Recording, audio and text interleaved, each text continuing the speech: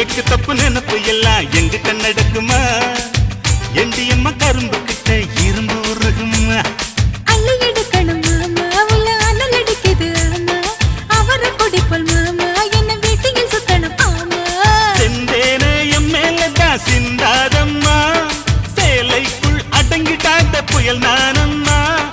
ஊசி பட்டாசுல வசந்தவானம்